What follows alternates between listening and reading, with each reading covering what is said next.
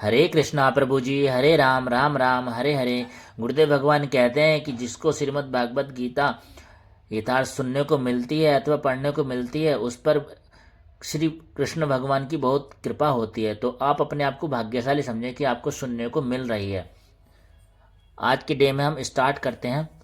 यम ही न व्यत्यंते ते पुरुषम पुरुष सर्व समुदय खसुखम धीरम सोअति मृत्युवाय कल्पते। हे श्रेष्ठ पुरुष, यानी अर्जुन को कृष्ण जी कह रहे हैं, जो पुरुष सुख तथा दुख में विचलित नहीं होता और वे इन दोनों में सब समभाव रखता है, वह निश्चित रूप से मुक्ति के योग्य होता है। अर्थात जो व्यक्ति आत्मा सत्कार की उच्च अवस्था प्राप्त करने के लिए दृढ़ प्रतिज्ञ है और सुख तथा दुख के प्रहार को सब समभाव से सह सकता है, वह निश्चय ही मुक्ति के योग्य है। वर्णाश्रम धर्म में चौथी अवस्था अर्थात संन्यास आश्रम कष्ट साध्य अवस्था है, किंतु जो अपने जीवन को सचमुच पूर्ण बनाना चाहता है, वह समस्त कठिनाइयों के होते हुए भी संन्यास आश्रम अवश्य ग्रहण करता है। ये कठिनाइयां पारिवारिक संबंध विच्छेद करने तथा पत्नी और संतान से संबंध तोड़ने के कारण उत्पन्न होती है, किंतु यदि कोई इन कठिनाइयों को सह लेता है तो उसके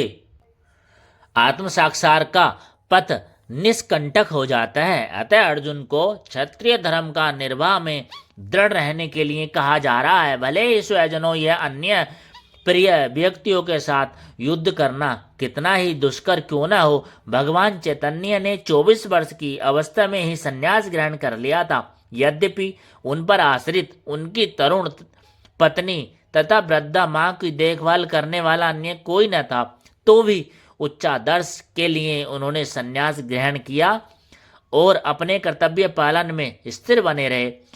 प्रबंधन से मुक्ति पाने की यही एकमात्र उपाय है।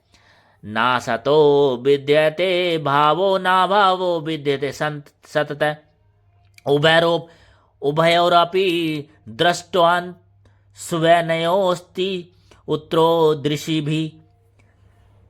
तत्दर्शियों ने यह निष्कर्ष निकाला कि असत यानी भौतिक शरीर का तो कोई चिरस्थित्व नहीं है, किंतु सत आत्मा अपरिवर्तित रहता है।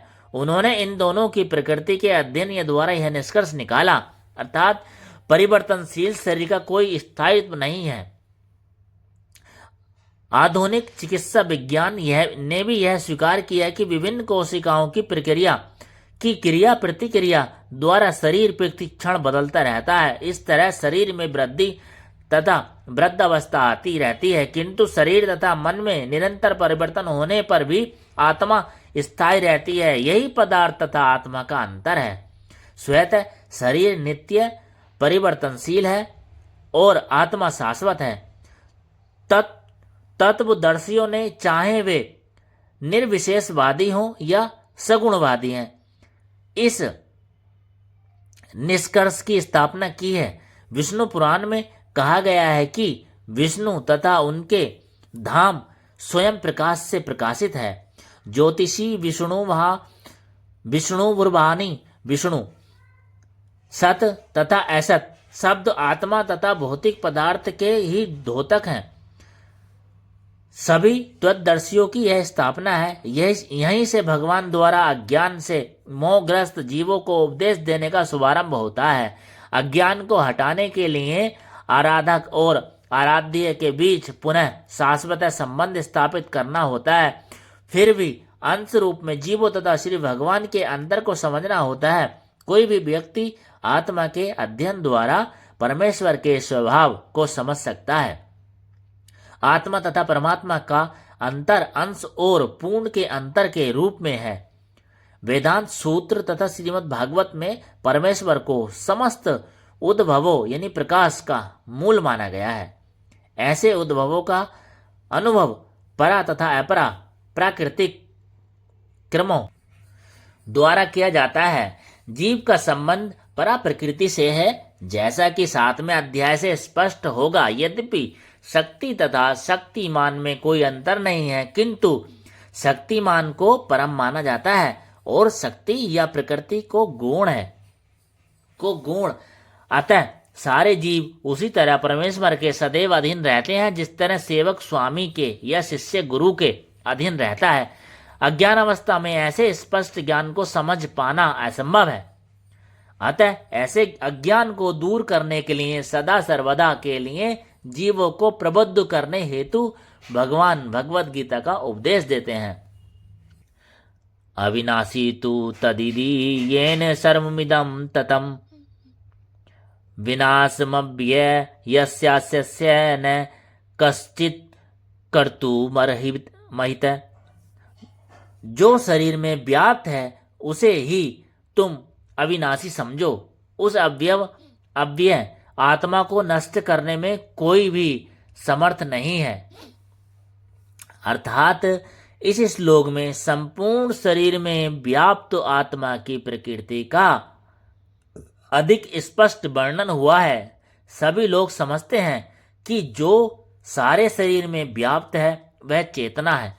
प्रत्येक व्यक्ति को शरीर में किसी अंश या पूरे भाग में सुख दुख का अनुभव होता है, किंतु चेतना की यह व्याप्ति किसी के शरीर तक ही सीमित नहीं रहती है। एक शरीर के सुख तथा दुख का बोध दूसरे शरीर को नहीं हो पाता। फलतः प्रत्येक शरीर में व्यष्टि आत्मा है और इस आत्मा की उपस्थिति का लक्षण व्यक्ति चेतना द्वारा परिलक्षित होता है। इस आत्मा को बल के अग्रभाग के 10,000वें भाग के तुल्य बताया जाता है। श्रेतर उपनिषद में इसकी पुष्टि भी हुई है। बालाग्रस्त भाग्यस्य शतधा कल्पितस्य च भागो जीवः स विज्ञः स चान्यतयाय कल्पते। यदि बाल के अग्रभाग को 100 भागों में भी विभाजित किया जाए और फिर इसमें से प्रत्येक भाग को 100 भागों में विभाजित किया जाए तो इस तरह के प्रत्येक भाग की माप आत्मा का परिमाप है। इस प्रकार यही कथन निम्नलिखित श्लोक में मिलता है। केशाग्रस्त भागस्य सत्तांश साद्रस्तात्म जीव सूक्ष्म रूपस्य संख्योतितो ही चत्कण। आत्मा के परमाणुओं के अनंत कण हैं जो माप के बल के अगले भाग यानी नोक के 10,000 भाग के बराबर है। इस प्रकार आत्मा का प्रत्येक कण भौतिक परमाणुओं से भी छोटा है और ऐसे असंख्य कण हैं। यह अत्यंत लघु आत्म स्फुलिंग भौतिक शरीर का मूल आधार है और इस आत्मा स्फुलिंग का प्रभाव हमारे सारे शरीर में उसी तरह व्याप्त है जिस प्रकार किसी औषधि का प्रभाव व्याप्त रहता है।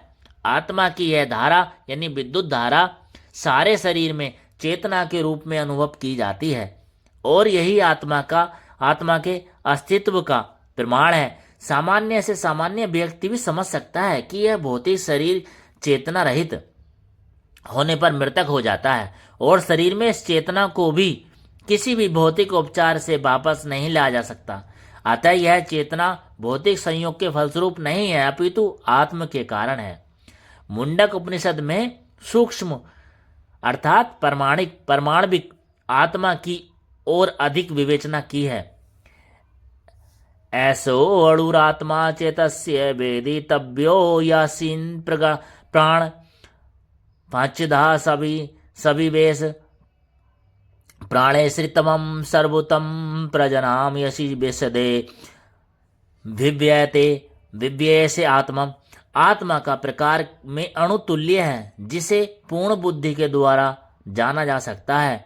यह अणु आत्मा 5 प्रकार के प्राणों में तैर रहा है। प्राण, अपान, व्यान, समान तथा उदान यह हृदय के भीतर स्थित है और देहधारी जीव के पूरे शरीर में अपने प्रभाव का विस्तार करता रहता है।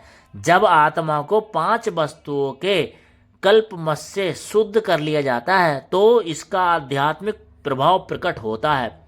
हठ योग का प्रयोजन विविध आसनों द्वारा उन 5 प्रकार के प्राणों को नियंत्रित करना है जो आत्मा को घेरे हुए है।